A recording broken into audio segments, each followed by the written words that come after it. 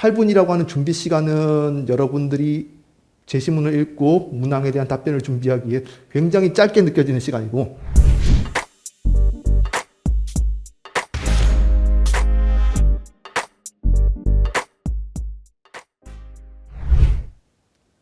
네, 안녕하세요.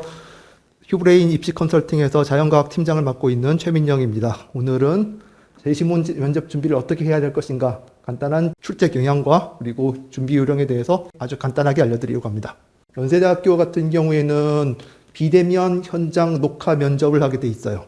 8분의 면접 준비 시간이 주어지고 5분의 답변 녹화 시간이 주어집니다.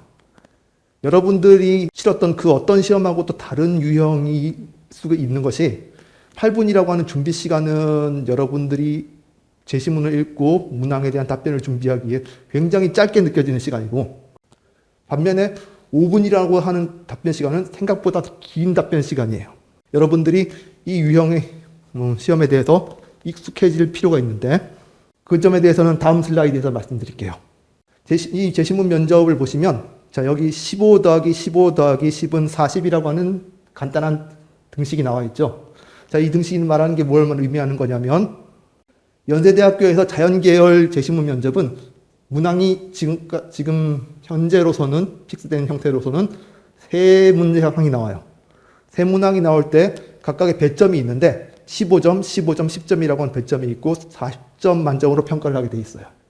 이 40점 만점이라고 하는 숫자가 무엇을 말해주고 있는 것이냐면, 서류 전형에서 1차 합격자를 선발한 다음에 면접을 보게 되는 2차 전형에서 40%를 면접을 반영을 하고 다시 60%를 서류를 재평가해서 반영을 하게 돼 있습니다. 그러니까 40점이라고 하는 점수가 바로 40% 반영하기 위한 마련된 점수란 뜻이죠.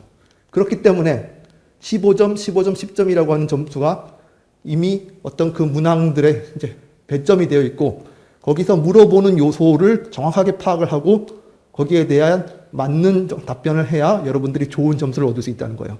아무리 훌륭한 이야기를 5분이라고 하는 시간 동안에 영상에다가 녹화를 해놓는다고 하더라도 그것이 배점이 없는, 점수화 될 수 없는 정도의 내용을 가지고 답변을, 여러분들이 훌륭한 내용을 가지고 설명을 한다고 하면 그거는 반영될 수 없다는 뜻이에요.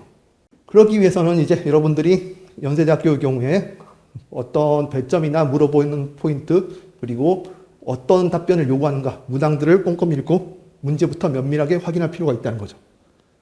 문제부터 면밀하게 확인하고 제시문은 그 나중에 보는 겁니다. 일단 2022학년도 기출문항 중에 한 세트를 보시면 이렇게 15점, 15점, 10점이라고 하는 배점이 있는 문항 3개가 주어져 있고, 그리고 거기에 한 문항에 2가지 이상의 질문이 숨겨져 있는 경우가 있어요. 숨겨져 있거나 아니면은 드러나 있거나.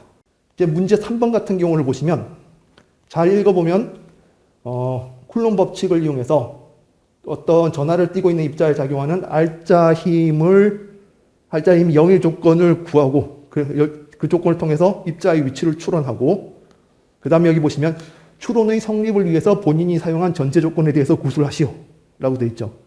자, 그런데 많은 학생들이 이런 문제가 나오면 첫 번째, 전하량이 플러스 2인 B입자에 작용하는 알자 힘이 0이라고 할 때 B입자의 위치를 추론하는 이 계산 과정에만 집중해버리면 많은 경우의 학생들이 여기 숨겨져 있는 본인이 사용한 전제 조건에 대해서 구술하시오, 이 문제를 읽고도 뻔히 눈을 뜨고 읽고도 놓쳐요.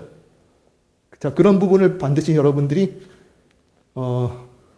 명심하고 이걸 놓치지 않도록 해야 되는 거예요. 만약에 이 전제 조건에 대해서 구술하는 것에 대해서 5점이라고 하는 배점이 주어져 있었다고 합시다. 그럼 여러분들은 아무리 잘해도 이 문항을 놓쳐버리면 35점 밖에 챙길 수 없다는 얘기인 거죠. 최대 35점. 그러니까 손해를 보는 거예요. 자, 그렇게 되지 않기 위해서는 문제를 꼼꼼하게 읽고 문제에서 어떤 포인트를 물어보고 있는지 정확하게 체크하실 필요가 있고, 그렇게 정확하게 체크한 사항을 바탕으로 이제 각 사항에 대해서 물어보는 포인트에 대해서 거기서부터 가지치기 형식으로 수용도를 그리면서 그 수용도에 간단한 메모를 해서 그렇게 답변 구성을 준비하실 필요가 있어요. 여기 문제 3번 같은 경우를 보시면 본인이 사용한 전제 조건에 대해서 구술하시오라고 되어 있는데, 이 경우에 앞으로 돌아가서 문제 3번 앞부분을 자세히 읽어보시면 같은 질량을 가지면서 서로 다른 전하량을 갖는 세 개의 입자가 2차원 평면에 놓여 있다라고 되어 있습니다.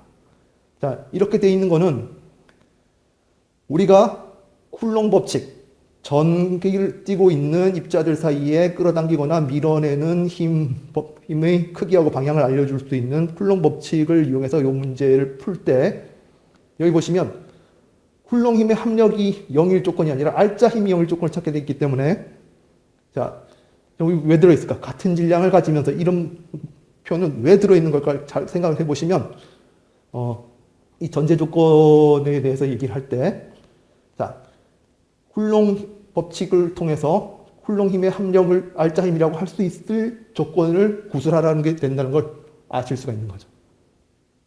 자, 그런 부분에 대해서 여러분들이 놓치지 않고 준비하실 필요가 있고, 이제 제시문을 보시면 자연계열 제시문은 그 제시문 자체 내용, 연세대학교 경우에 자연계열 제시문은 그 내용을 꼼꼼히 분석한 대상이 아니고 힌트나 화두 정도의 역할을 하고 있기 때문에 여러분들이 그 내용을 사전에 학습해 두셔야 되는 것이고, 확인해 보시면 그렇게 여러분들이 이 제시문 자체를 꼼꼼하게 현장에서 읽어야 되는 그런 부분은 아니라는 걸 알 수가 있어요. 이런 건 여러분들이 알고 계셔야 되는 거예요.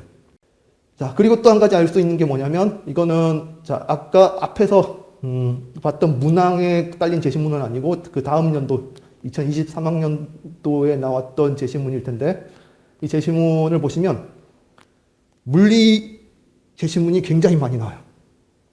물리학, 과학, 생명과학, 지구과학, 그리고 어떤 경우에는 수학이 나올 수도 있겠지만, 어쨌든 자연계열의 과학 과목 4과목 중에서 연세대학교 문항 출제되는 경우에는 물리학에 대한 바이어스가 굉장히 강합니다.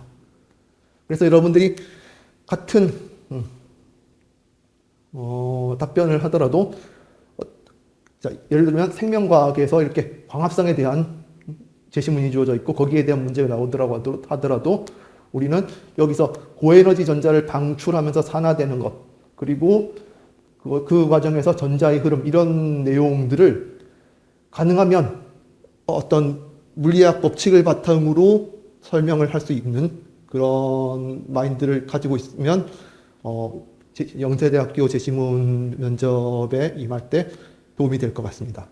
다음으로 고려대학교 제시문 면접을 보시면, 고려대학교는 연세대학교와는 다르게 녹화 면접이 아니고 면접관이 면접을 봅니다. 대면 블라인드 면접으로 보게 돼 있어서 면접관들과 그리고 면접을 보는 면접자, 학생은 서로 얼굴을 보지 못하게 돼 있어요. 하지만 어쨌든 서로 대화를 하면서 면접이 진행되기 때문에 일방적으로 5분 동안 최대 5분까지 녹화를 하게 돼 있는 연세대학교 면접 방식하고는 달라요. 비교적 긴 분석 시간, 12분에서 21분, 전형에 따라서 12분에서 21분 사이에 면접 시간이 분석 시간이 주어지고요. 그리고 7분에서 8분 정도 면접관이 추가 질문이 가능한, 면접관이 학생들하고 대화를 시도하는 그런 면접이 진행이 돼요. 그리고 점수가 배점이 있는 연세대학교 유형하고 다르게 그냥 A, B, C, D 잘했냐 못했냐를 가지고 A, B, C, D, F를 평가를 하게 돼 있고, 거기에 더해서 면접 태도까지 A, B, C, D 4점 정도로 평가를 한다고 합니다. 자, 잘했냐 못했냐를 평가를 한다는 것은, 여기에는 어떤 객관적인 점수, 객관적으로 몇 점을 획득했다, 그렇게 평가할 수 있는 만한 종류의 문제가 나오지 않고 다음과 같은 유형의 문제가 나온다는 뜻입니다. 제시문 보시면 처음에 보기엔 되게 황당해요. 작용 반작용 법칙에 대한 아주 간략한 서술도 아니죠. 그냥 아주 간략한 메모 같은 게 주어져 있고, 어떤 산화환원 반응으로 해석할 수 있는 화학 반응식이 하나 주어져 있고, 그 다음에 세포막의 구조를 볼 수 있는 간단한 그림이 주어져 있고, 그 다음에 수학에서 곡선과 직선이 접하는 또는 곡선과 곡선이 접하는 조건에 대한 아주 간단한 서술이 주어져 있어요. 자, 이렇게 아주 간단하고 그림으로만 주어져 있는 제시문이 나오는 경우도 있고, 비교적 그 내용을 파악해야 되는 글로 된 제시문이 주어지는 경우도 있는데, 고려대학교 같은 경우에는 이런 유형의 제시문 면접을 꽤 오랫동안 시행해와서 물어보는 패턴은 거의 비슷하게 정해져 있습니다. 다음과 같은 질문이 나와요. 제시문 가부터 라에서 공통으로 연상되는 개념을 제시하고 그 이유를 설명하시오. 제일 먼저 나오는 질문은 언제나 거의 이런 거예요. 공통으로 연상되는 개념을 제시하고 이유를 설명하시오.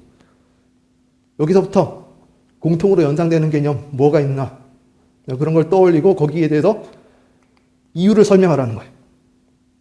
자, 그렇기 때문에 어떤 1번 문항 같은 문제에 대해서는 정답이란 게 있을 수가 없어요.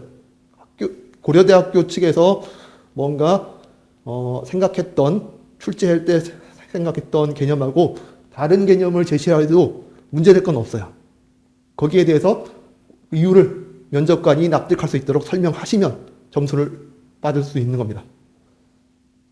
그리고 이제 수학 또는 과학 현상에서 찾고 이유를 설명하시오 같은 문제 나오면 여러분들은 수학 과학 개념에서 1번 문항에서 답변한 개념의 예시를 들 수 있어야 되고, 그 예시가 정당하다는 걸 역시 면접관한테 설득력 있게 제시할 수 있어야 되는 거예요.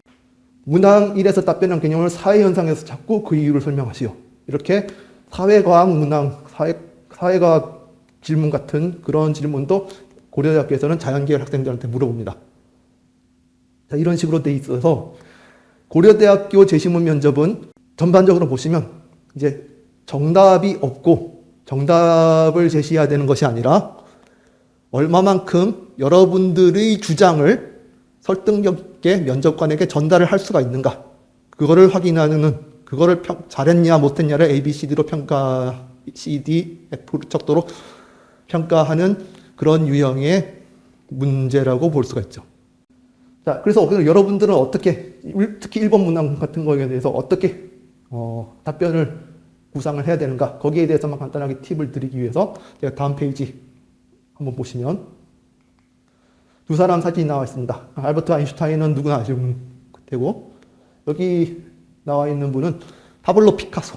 두 사람의 사진이 주어져 있고, 자, 이제 공통으로 떠오르는 것을 여러분들이 면접관에게 설명해보라 라고 만약에 문제가 주어졌다고 합시다. 어떻게 답변을 해야 될까요? 첫째로 생각할 수 있는 거는, 자, 아주 공통적인 거. 두 사람은 사람이잖아요. 인간이다. 이렇게 공통으로 떠오르는 개념을 제시하면 될까요? 안 될까요? 안 되죠. 왜 안 되냐? 외연을 너무 넓게 잡아버리면, 자, 그러면 그 이유를 설명하라 라고 하면, 아, 사람이니까 사람이라고 했는데 왜 그렇게 생각했냐고 물으시면 저로서는 할 말이 없습니다. 이렇게 답변이 나갈 수밖에 없는 거죠. 넓게 외연을 잡아버리면 여기저기서 들어오는 공격을 방어하기가 어렵고 굉장히 설득력 있게 여러분들이 어떤 내용을 면접관에게 전달하기가 불가능해요. 좁게 잡아야 되는 거죠. 그 외연을 너무 넓게 잡지 말고 그 개념을 아주 스페시픽하게 좁게 잡아야 됩니다. 자, 근데 그렇게 좁게 잡아서 그럼 두 사람의 공통점, 자, 보니까 둘 다 손깍지를 끼고 있네. 자, 이런 거는 너무 피상적이죠. 너무 피상적인 거를 피하고, 그리고 너무 넓은 두 사람은 사람이다 라고 하는 그런 답변도 지양해야 되는 거예요. 자, 그러면 이 두 사람의 공통점으로 제시할 수 있는 거는, 예를 들자면 두 사람은 시공간에 대한 사람들의 고정관념을 파괴하고 타파하고 그 위에 새로운 개념을 쌓아 올린 사람이다 라고 한다면 거기에 대해서 여러분들이 설득력 있게 의견을 면접관에게 전달하는 것이 그 개념을 바탕으로 가능하겠죠. 자, 그러면 이렇게 서로 굉장히 다른 연세대학교하고 고려대학교의 제시문 면접 어떻게 나오는가 여러분들이 확인했고, 그리고 약간 어떻게 답변을 해야 될 것인가 그런 팁도 약간 확인했는데, 자, 그럼 여러분들이 이거 어떻게 준비해야 되느냐? 또는 휴브레인에서는 어떻게 여러분들을 준비시켜 드리느냐? 일단 익숙해져야 됩니다. 양질의 제시문과 그리고 좋은 문항. 어떤 경우든 여러분들이 간단하게 그냥 암기해서 단편적인 암기를 통해서 답변할 수 있는 정도의 문제가 나오지 않고 있고, 항상 여러분들이 어떤 과학적인 사실이나 법칙 이해하고 있는 걸 바탕으로 복합적이고 융합적이고 논리적으로 추론하는 과정을 그 면접관에게 설명할 수 있는 그런 준비가 되어 있어야만 하기 때문에, 여러분들은 좋은 제시문과 그리고 좋은 문항을 바탕으로 연습을 하실 필요가 있고, 물론 기출 문항을 가지고 여러분들이 경향을 파악하면서 연습하실 수 있겠지만, 저희 휴브레인에서는 이런 유형의 문제들에 대해서 꼼꼼하게 분석한 결과를 바탕으로 양질의 제시문과 그리고 좋은 문항을 출제를 해서 보유하고 있고, 그걸 바탕으로 여러분들한테 제시문 면접 준비를 도와드리고 있으니까 참고하시기 바랍니다. 저 여기까지 하겠습니다. 오늘 들어주셔서 감사합니다. 수고하셨습니다.